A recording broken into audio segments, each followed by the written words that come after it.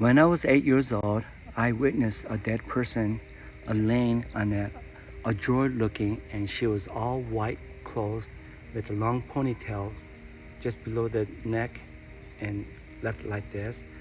And I saw a person who was in front of it ready to push in. At the same time, I saw a small tiny flame burst into the huge flame, and that flame was nowhere to go other than trapped inside the oven, and it was dancing wildly.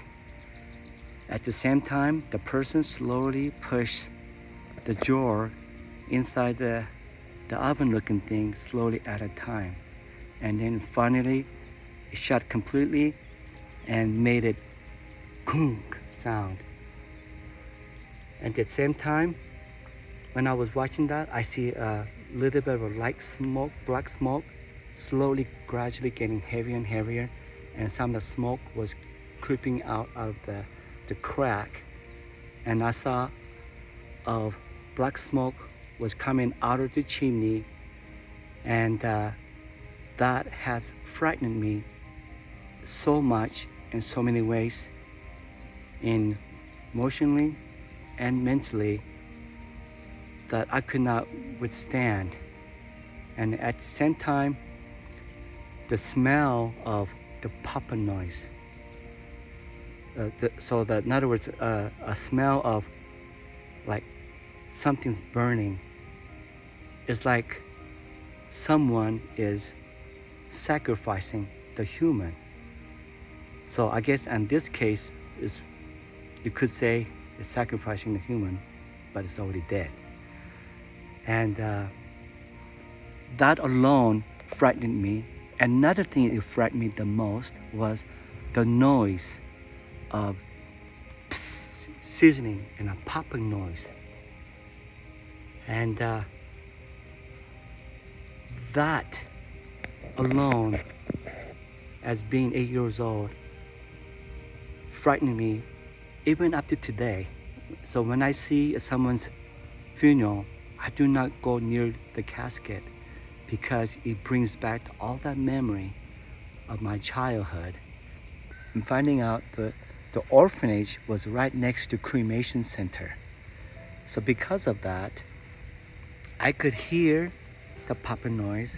I could smell the burning smell almost every single day. The orphanage life was quite difficult. I did not have mom and dad or brothers and sisters or family, solely all by myself. And every single day we get rice, kimchi, and seaweed soup for 365 days. They don't give you a whole lot of big portion. They give you a tiny little portion.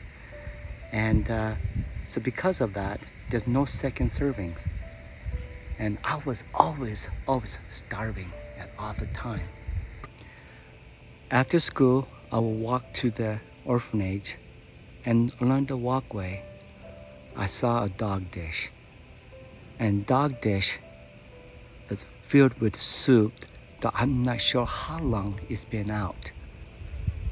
And this dog dish is kind of mixed with rice and soup looking thing with other things like that. But I didn't care about how disgusting, how gross it was. To me, it is food. So I go nearby and I turned around like this, looking to see if anybody's looking at me, because I don't want to be embarrassed. And so since nobody was near, so I hurried and grabbed the dog bowl, and I slowly drink it like this. And chuckling down was very, very difficult because it was chunky. It was kind of gross taste, like it was like kind of expired kind of thing. But I didn't care. I just drank it until it was all gone. Luckily, I did not get sick, and apparently it was only an hour or 2 hours old. So during my stay of orphanage, there's a other side of the world of America. There's American family who was a sponsoring me for my behalf for 5 years, and she would send me the letter and pictures and money to me. And the sad story is that when I do get money or toys from America, that I don't get any of that, and hurry and take a picture and gets all taken away. It's the sad part about it. But orphanage is very, very poor, and they need a lot more resource. So rather than all going to me and have other kids get jealous of me for me getting all that stuff, but at times when I think about it, it's not the most important. The important thing is the other side of the world of American mom who sponsoring me all this time and never give up on me. She continues to support me throughout the years and years. And for many people, they would quit, but she didn't. Are you guys excited to see my mom? Okay, there she is right here. This is my mom right here. I do look like her, guys, right? I hope so. Okay, I want to give her a hug first. Okay, and this is the woman I always have admired, and she's precious to me. And without her help, I would be still in Korea. Just who knows what I've been doing or what. But because of her, I became a part of her family and be able to be part of the family of Johnsons. When I came over to US and you guys saw me in the airport, and I remember you were sobbing, you were crying. Mm-hmm. And I do remember that so well. And in my mind, why this lady is crying? Why is she looking at me so funny?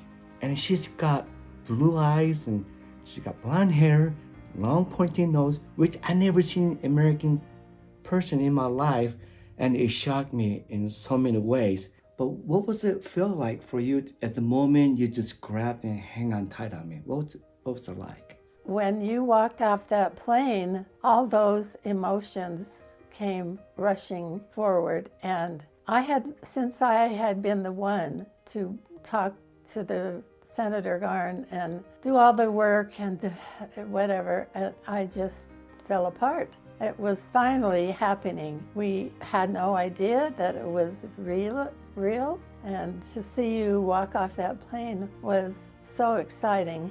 For us, I was emotional. My husband was just very excited.